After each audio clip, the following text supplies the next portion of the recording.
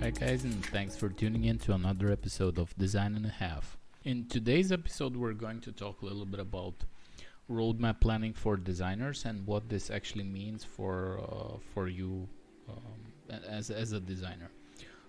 First off, we're going to talk a little bit about what a roadmap actually is, and for that, I'm going to reference the definition of a roadmap, which is a roadmap is a strategic plan that defines a goal or desired outcome and includes the major steps or milestones needed to reach it.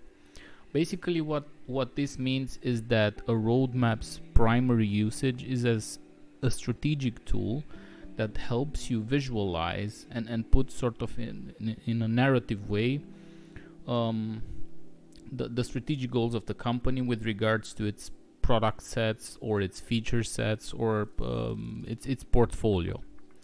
And why is this important for us as designers? Well, let's look at it from this perspective. Most of us work in companies that are employing us to design interfaces or looks and feels or whole user experiences for other users, which means that we're most likely to be ending up using a roadmap as a referencing tool to be able to organize our work with regards to how the overall execution plan was made out through that roadmap. The roadmap is not necessarily a tool or an item that is supposed to be there to, I don't know, create some sort of feeling of absolution or some feeling of imperative, if you will. It's just a way to guide you through the development process and the iteration process to be able to know when you have to reach a certain point. And by that I mean the fact that roadmaps usually employ milestones to be able to give you a sense of timing for when a specific feature needs to be completed or needs to hit a specific spot in the development process. However, let's look at what a roadmap is not, and let's think about what it's not supposed to be doing or it's not supposed to be helping you with. So a roadmap is not necessarily a backlog. It's not a way to organize your pre-existing tasks or to create a work breakdown structure that ends up on a visual timescale. That's being done with project management tools, which are sort of different and are being done in a different way. It's not the intended scope and usefulness of a roadmap is not to be to replace the project management tool, but to aid it, in the sense that it's just an additional artifact that you as a designer would be able to reference to be able to report and to be able to control your own work with regards to the overall timescale that has been set. So by this I mean that its primary usage is that of a strategic tool and not necessarily of that of an execution control tool, which is, for example, Trello or Jira or anything that is task oriented. So this means that it's also not a project management tool and it's not necessarily intended to function as a project management tool. Although, and I'm doing this as a sort of parentheses to the discussion at hand, there are tools out there that combine both this aspect of a strategic tool as well as that of a project management tool together into one single item, and that's usually being done just because managers oftentimes don't want to use two different tools to be able to have an understanding of how the project is going along. Which means that what ends up actually happening is the fact that a roadmap is being built at a strategic level when the high level stakeholders are meeting and want to plan the strategy of the company for the future X years, for example. However, what ends up happening is the fact that that particular roadmap is abstracted into a smaller type of roadmap of product itself, and that product has its own roadmap in terms of how the features coalesce, how the features are overlapping in terms of a time scale.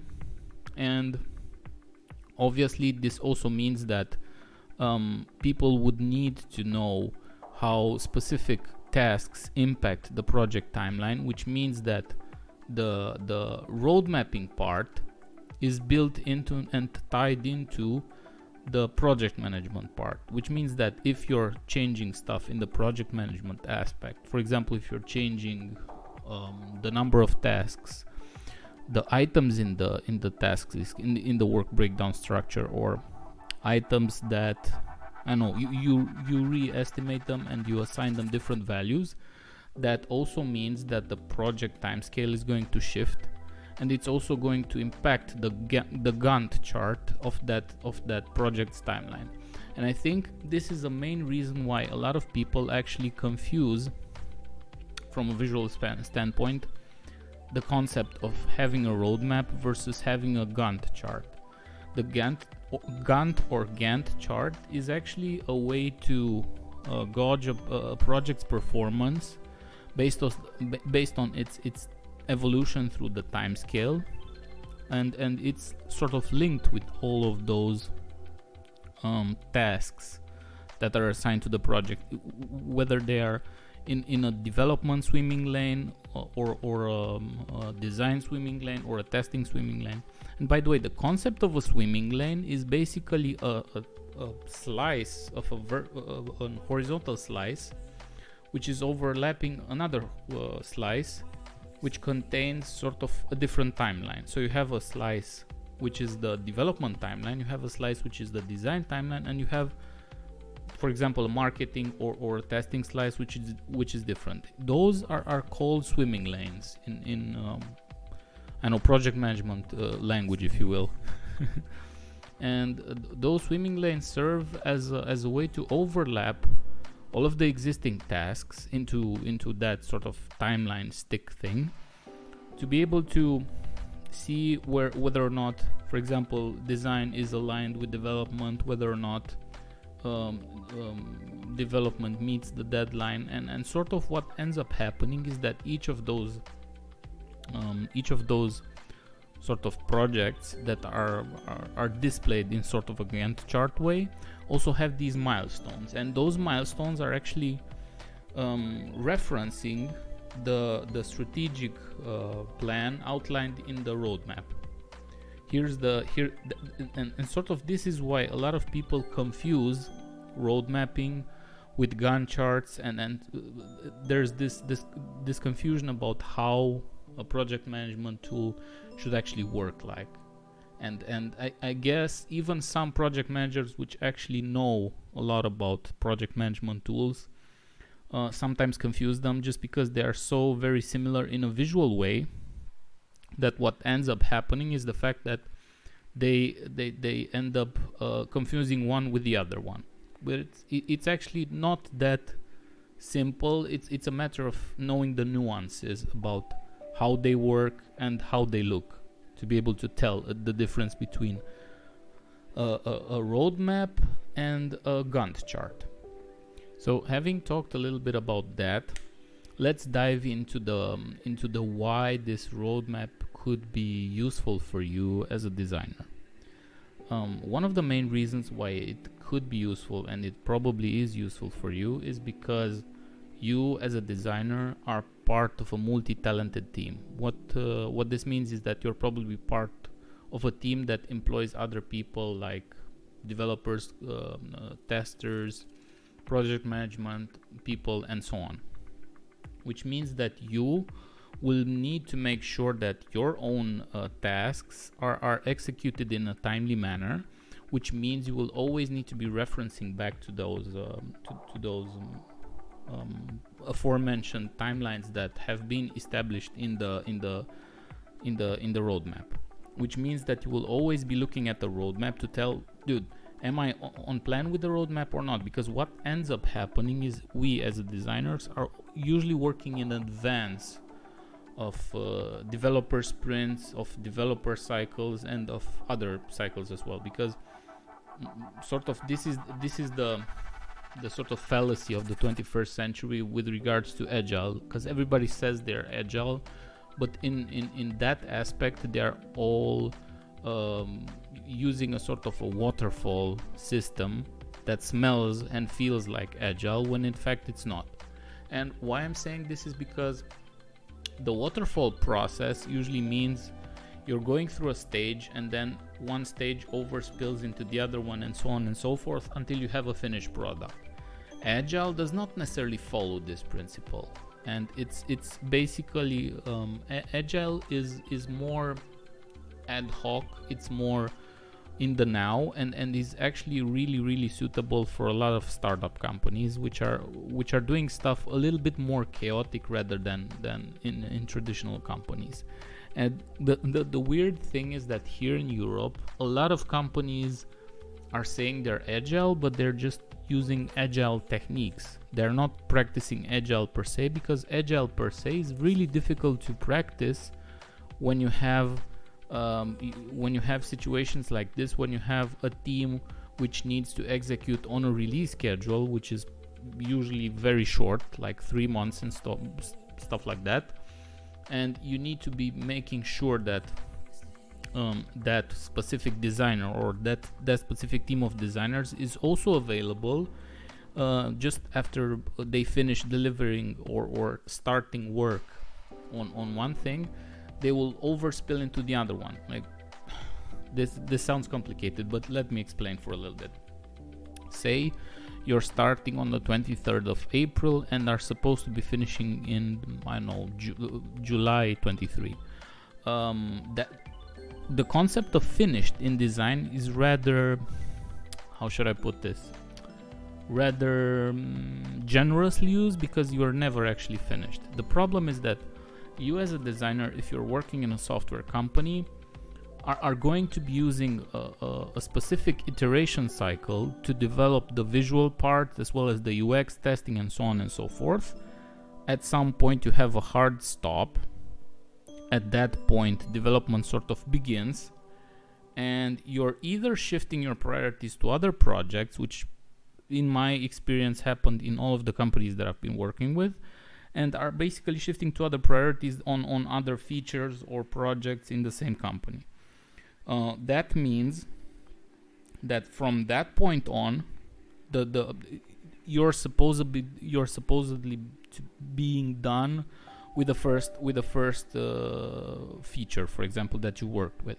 But that's actually not true. What ends up happening is there's some residual work that's usually left out of the equation by project managers, by designers, by everyone, and that is sort of the support and sustain of that particular feature. Because what ends up happening is that little stuff comes through the cracks, like this icon is not good enough, we have to revisit this pattern because it doesn't fit necessarily as good as it should, and so on and so forth. And that sort of adds up to your design queue, to your work queue, and it overlaps with the additional work that you already have on that second feature you're already working with. And what ends up happening at some point is that if there's a team of two, for example, like in my case, I'm just me and another colleague of mine who are working on stuff, and I can relate from that perspective.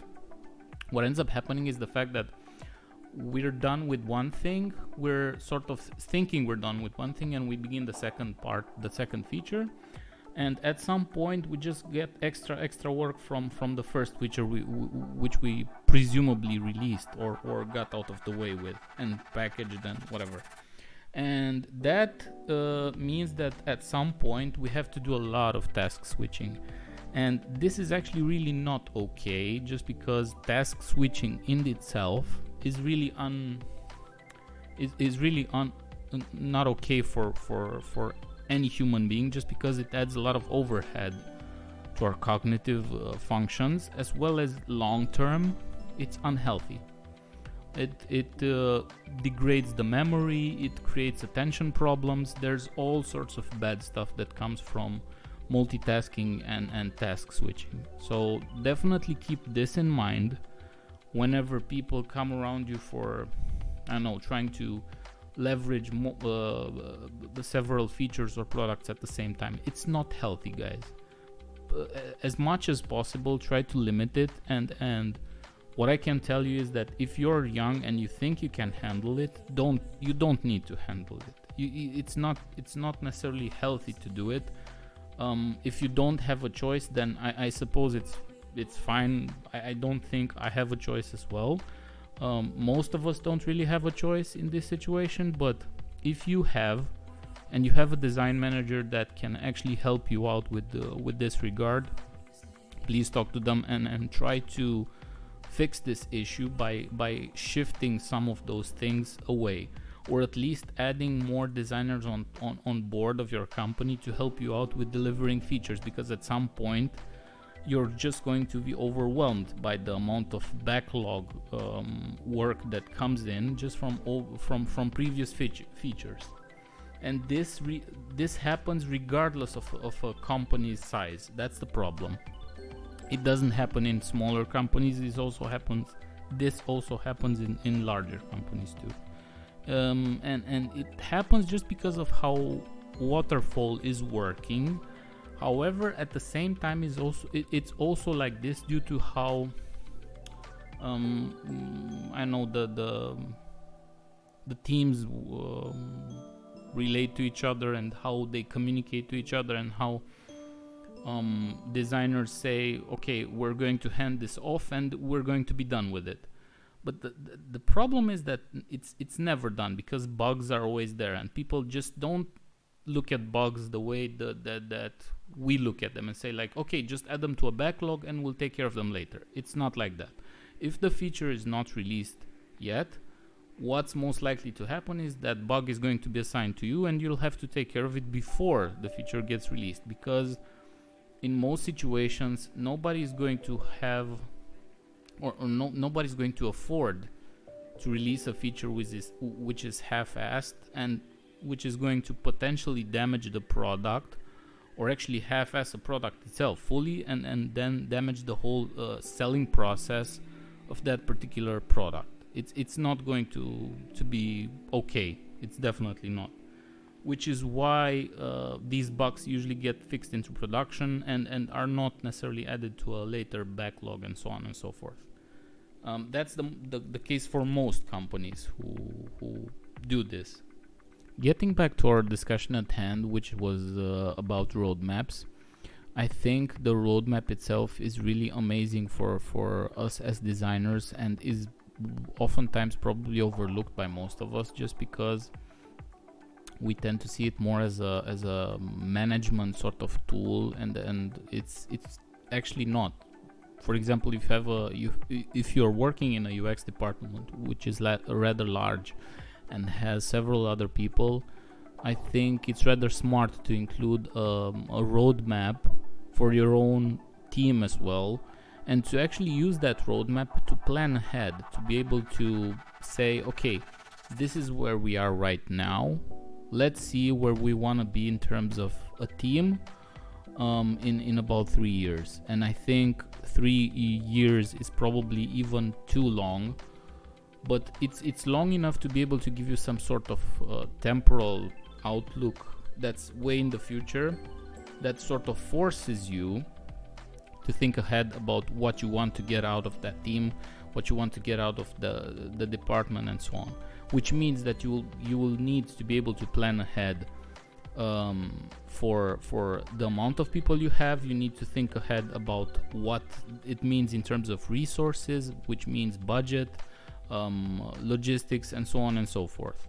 However, that is also something which is tied into the company's overall roadmap, and if a company doesn't display its roadmap and doesn't make it necessarily public and doesn't talk about that roadmap and that strategic plan, that's sort of with a long range in mind, you can't really think about your own roadmap as a designer, because you're sort of cut out from the information that's at hand and the information that would actually help you build that long-term roadmap of yourself, or actually of your own, sorry.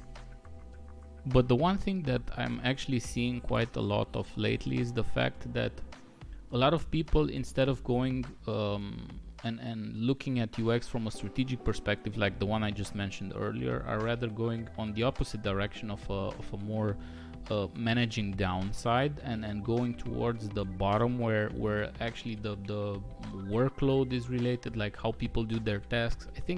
I think it's not necessarily a good thing, just because you're risking to go into that micromanagement side, which nobody really wants, because the worst type of management is micromanagement. If you're that type of person, you've got a control problem, and you've got some actual frustrations that are not being outed into the open and need to be discussed and handled. Micromanagement is really, really toxic for any type of organization, and it's the one thing that turns most people off, and it tells most people to just go away and find for another job, which is sort of gives them more freedom and more a sense of accomplishment, if you will, with regards to their work. Which is why the roadmap could be really, really useful in this situation, because if you're thinking from a perspective of a team lead, giving your own people ways to contribute to the overall plan of how that team is going to work in the future, as well as in the now, if you will, it's going to empower them to make good decisions, and they're going to see you rather as a benevolent leader, rather than the one who's trying to impose stuff on them, who's trying to force stuff, and who's going to make them feel like they're not sure of themselves. Because what ends up happening is, when you're doing micromanagement, the types of people that you're working with are going to sense this as a way of their own weakness, like they're not good enough, and that's actually false. It's your own weakness as a person who does that. You have a weakness, you have to find what that thing is, you have to fix it to be able to be sure enough of yourself to let others handle stuff on their own without you interfering. That's the gist of it. Okay then. This was really fun. I hope you had an amazing time, even though that might be saying too much. But I do hope you found some useful information here. I was more than happy to provide whatever I know about this subject with you guys. If you think I didn't do enough research on the subject, I'll be happy to do some more. If you feel like we need to do another episode on this one, please comment or let me know through any means that you feel are appropriate, like Facebook page, whatever, or even the YouTube channel, about how this episode seemed to you. Did you like it? Did you enjoy it? Give me some feedback if you want me to change stuff with regards to how I'm presenting it. I have to admit, like, this is the first episode that was a bit sort of scared, just because it's one of those subjects which is highly interpretable, and people usually can polarize around it really fast, especially if there's people in management that are accustomed to a specific type of way of working with others. I think they're sort of the guys who are going to be feeling a little bit jittery here and feeling like they have a target on their back, which is not the case, but at any point. Okay then, thanks for listening, thanks for tuning in. Please subscribe if you haven't done so. I appreciate all of the people that have subscribed so far. Thank you so much for the support. I really hope I'll provide you with more useful information in the future. And that being said, have an amazing night, guys, and talk to you next time. Bye bye.